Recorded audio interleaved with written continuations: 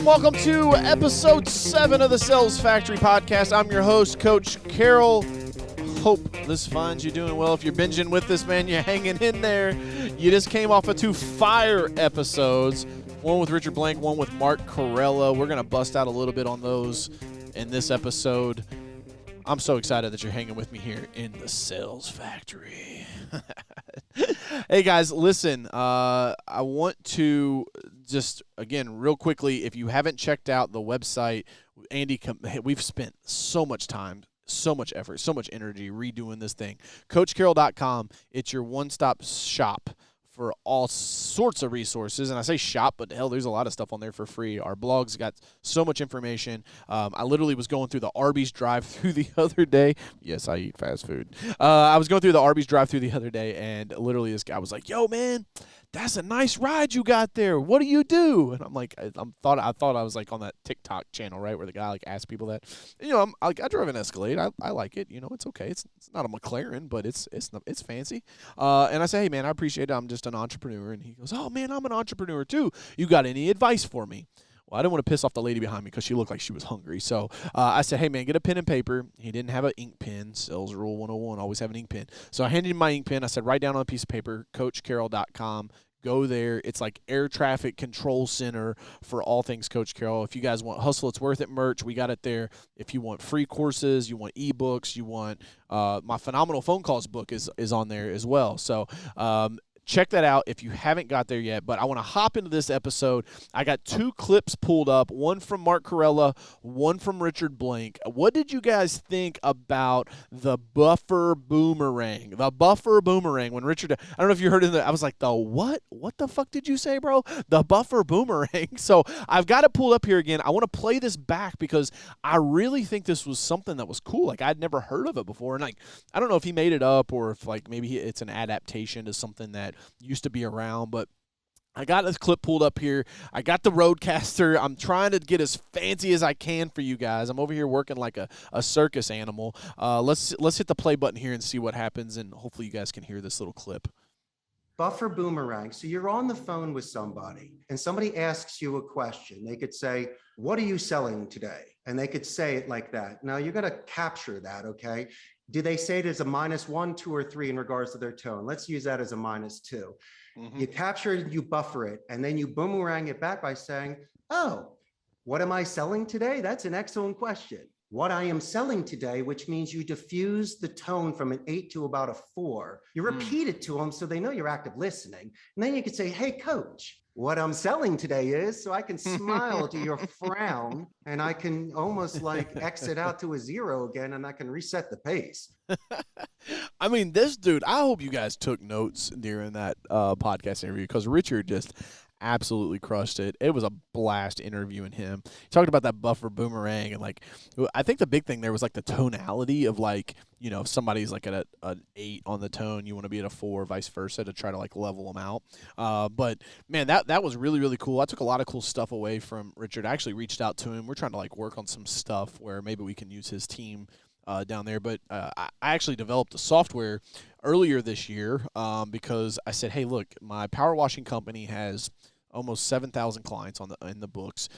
Can we last a whole season without advertising? And like, it's not smart, right? Like if I want to make as much money as possible, probably not the best thing to do. However, I'm just an entrepreneur, man. So like I'm Coach Carroll. I'm in the lab, and like I've long said that Easy Pro, my power washing window cleaning business, like my exterior cleaning company is my lab rat.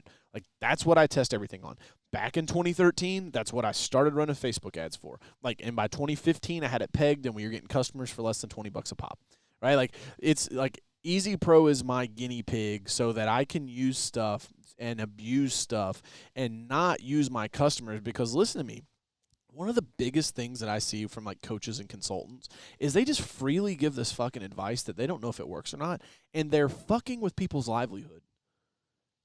Like that's not cool, bro. Like, you know what I mean? Like, I'm not okay with that. For people to just be given advice that they think might work, and like, you're literally messing with people's livelihood. So like, I take coaching very seriously.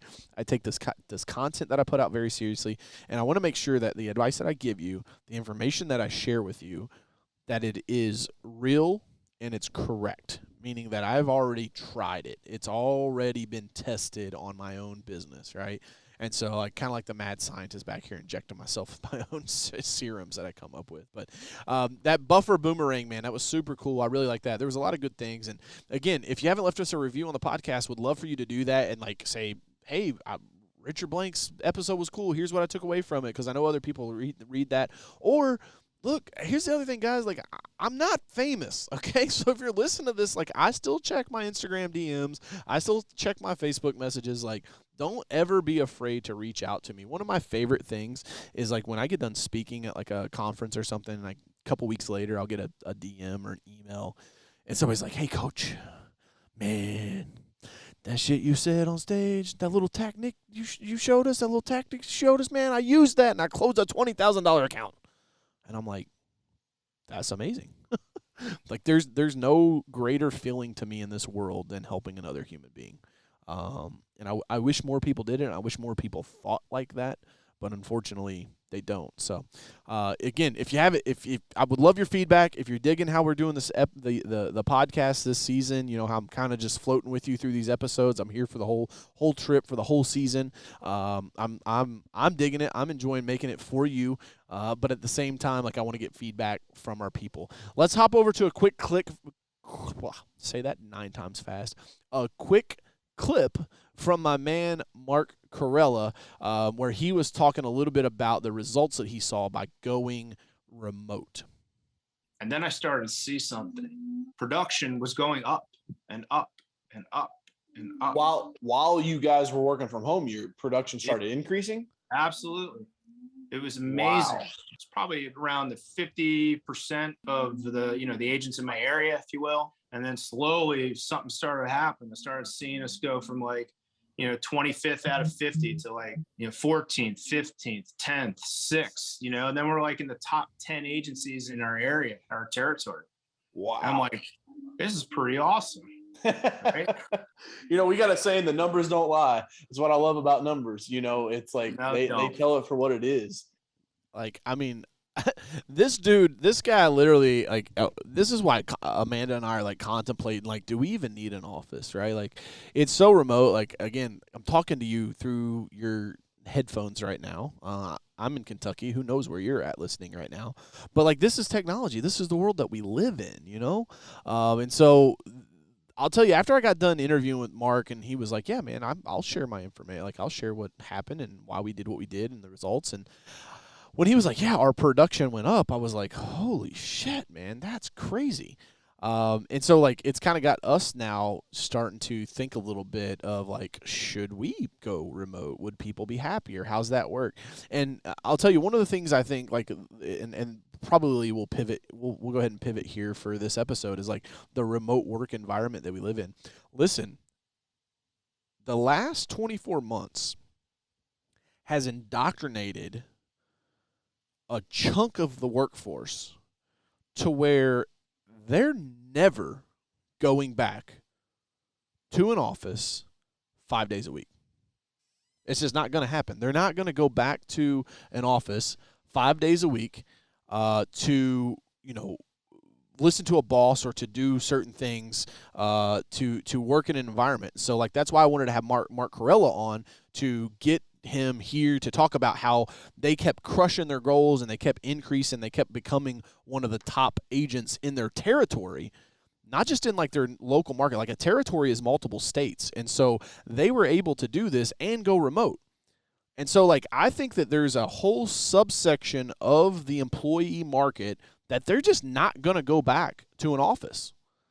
And as an entrepreneur, as a business owner, you're going to have to figure that shit out, because I've got, like, one of our project managers, Amanda Lyons, she told me, she's like, look, I would love to work with you guys full time, but I will never take a job that requires me to be in an office 5 days a week. It's not going to happen. And so I think there's a whole subset out there. Here's the other side of this thing, is hiring remotely. I think that there's probably some cat in the west end of Louisville right now that doesn't have a driver's license and can't make it out to my side of town, but has probably sold some shit in his life, if you're following me. That is probably one hell of a sales guy, and I just need to get him a laptop and an internet connection. And so, like, he doesn't have to come to my office. I don't have to bring him into an environment. He doesn't have to do a 30-minute commute every day. He just needs to pop open his laptop, and now he can be an employee. I think there's some powerful stuff that could come out of this with work remote. I'd love to hear your feedback. Send me a DM. Let me know about that. I hope you guys enjoyed the last 2 episodes with Mark and also with Richard Blank. Would love to get a review from you if you guys are digging the Sales Factory. It's been a blast, man. We're trucking right along here. Episode number 7 in the books. Next up, we got Nicole Cockerham, top State Farm agent for Rocket Mortgage. You don't want to miss it. I'm Coach Carroll. This is the Sales Factory. Hustle is worthy, baby.